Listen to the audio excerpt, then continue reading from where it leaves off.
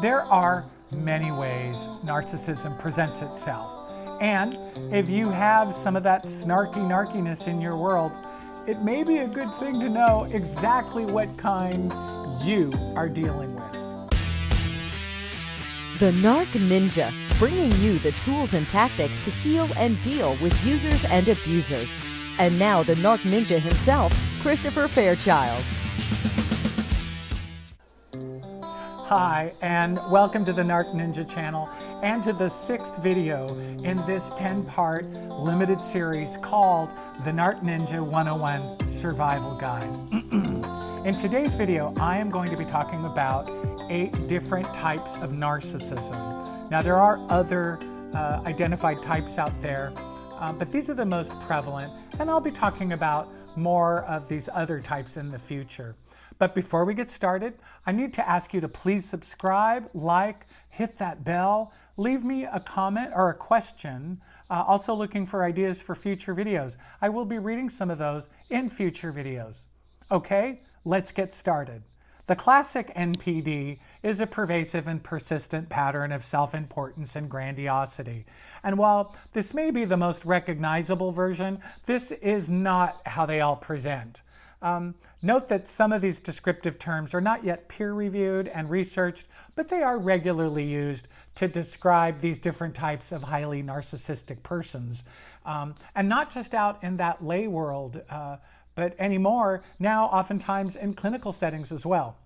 2 or more types can be present in one person, but there's usually a predominant type in the profile. First on the list, maybe not really eligible here, is what's called healthy narcissism. This presents the healthy self-esteem that empowers us to take reasonable risks, to believe in ourselves, sometimes against all odds, and to step into leadership when we are called to it for the greater good, like becoming the Narc Ninja, for instance. The concept of healthy narcissism was first coined by Paul Federn in the 1930s. But not until much later did it gain prominence in the 1970s. I once had a therapist who called my willingness to do the hard work to recover from long-term abuse as healthy narcissism. But that word describing anything about me, frankly, gives me the creeps. I far prefer what author of Psychopath Free and Whole Again, Jackson McKenzie, calls self-respect. Next on our list is the most recognizable type of narcissist, and that is, of course, the grandiose or overt type, characterized by high self-esteem, a sense of personal superiority and entitlement, overconfidence, and a willingness to exploit others for self-gain, with absolutely no remorse or empathy or normal guilt for doing so. Also, a hair-trigger hostility and aggression if ever challenged. I'd say the best thing about this kind of a narcissist is you can spot them a mile away. Third on our list is the vulnerable or covert narcissist. And I need to voice in for a moment here to just share what I think is some really lousy languaging in the DSM-5.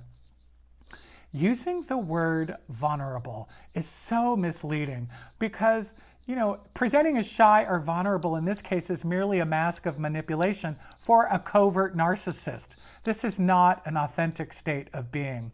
Also, putting the word vulnerable in front of anything, let alone a narcissistic diagnosis for we empaths, is for sure a setup, if you ask me.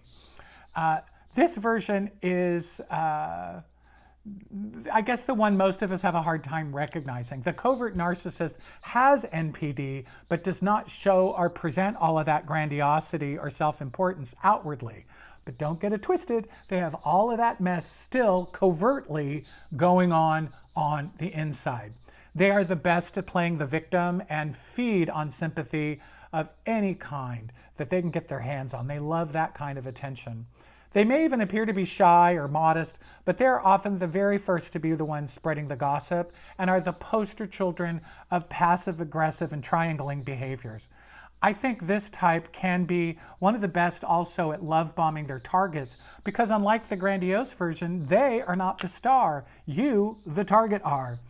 At least in as much as they can use that as a lure of idealization to make you feel like you are the one they've been looking for all their lives. They're the ones who are also really good at mirroring you, mirroring your likes, your dislikes, your sayings, your traits, all of that, so that you might even become extra fast friends or lovers. But like my mom used to say, if they come in like a freight train, they're probably going to leave the same way. This covert narcissist stuff can be so tricky. Once I am done with this 101 series, I'm sure to do several entire videos just on this rather slippery subject. Next up and fourth on our list is the malignant narcissist. And this version is a sort of a mashup of NPD or narcissistic personality and APD or antisocial personality disorder. And this is where I need to share that the term psychopath is not considered a diagnosis in the DSM yet. At this point, it's considered a field of study. Psychopathy is defined as an antisocial disorder, however, where someone manifests amoral and antisocial behaviors. They show a lack of ability to love or establish meaningful personal relationships, express extreme egocentricity, and demonstrates a failure to learn from experience.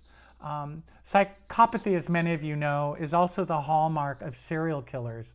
Interestingly, research also shows that psychopaths make great corporate CEOs, I think for some pretty obvious reasons.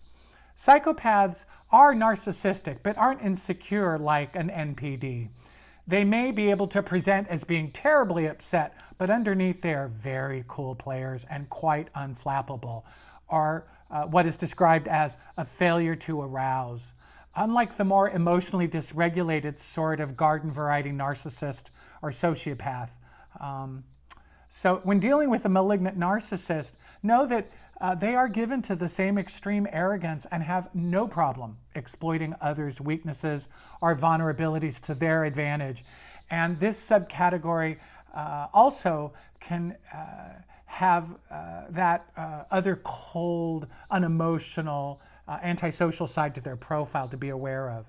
Number 5 on our list is the sexual narcissist. And when it comes to lovemaking, they're all about the making, not so much the love. These folks have an exaggerated sense of their sexual prowess and desirability. These are the charmers who use all those romantic tropes to lure you in. Roses and candlelit dinners are just a precursor to sex that feels more like an on-camera ready show than an act of intimacy. While they can be quite seductive, there's a sort of an emptiness to it all. These are the lovers who tend to be a bit selfish in the sack. They may even treat their prey like they just exist to satisfy the narcissist's sexual needs.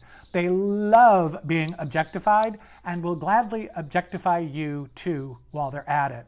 These are the ones who sort of turn off the moment they've gotten theirs. These types might even become condescending or aggressive after the deed.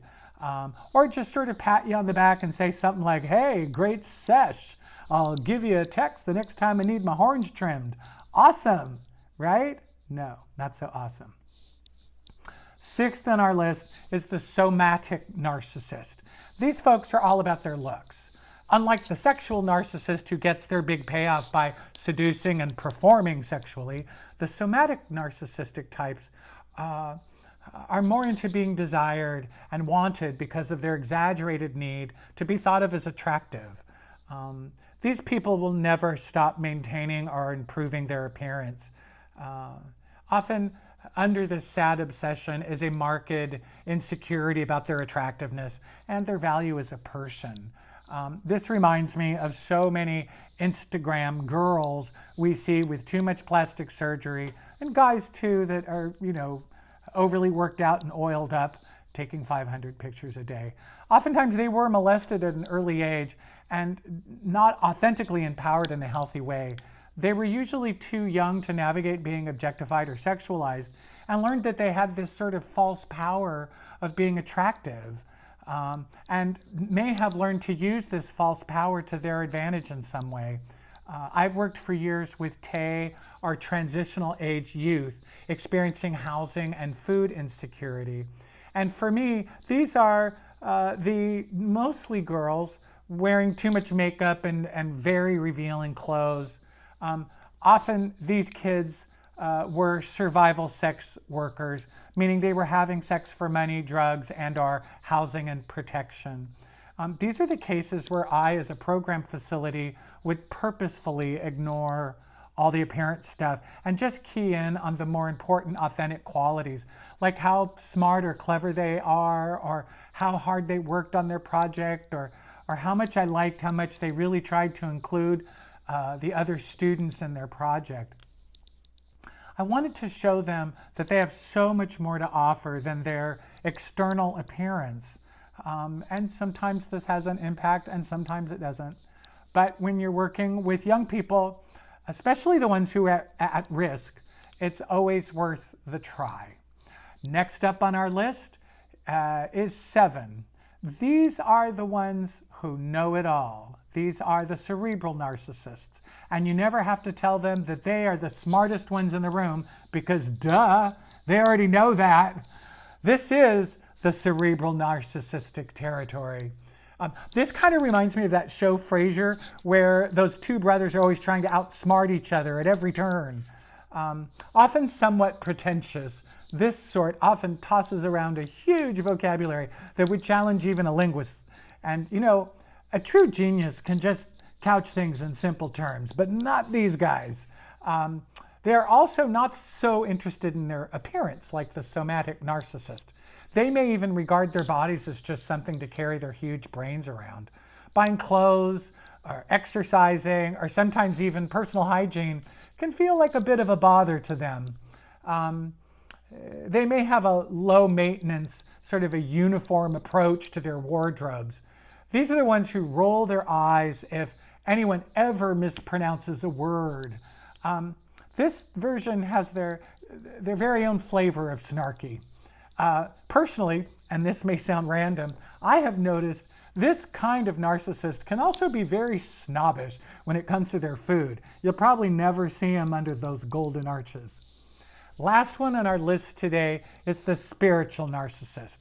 From that extra Southern Sister Susie super Christian who wants to bless you even though you are just a pathetic, worthless, filthy sinner, to those ones changing their names to Paramahansa Yogananda Papa Do Run Run and insist on sitting at Lotus at every office picnic. And most of us are just like, Buddha, please.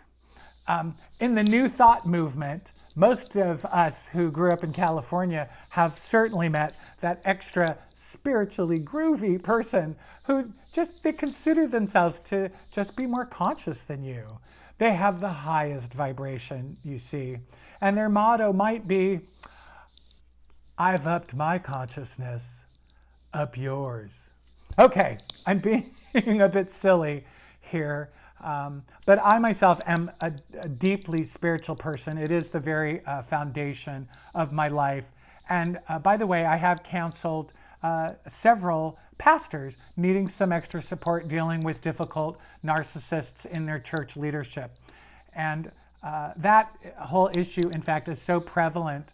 I think part of that is even being a person of the cloth not only attracts the highly narcissistic, but the job itself can grow narcissism for several reasons, including that the job of pastor is usually considered above reproach.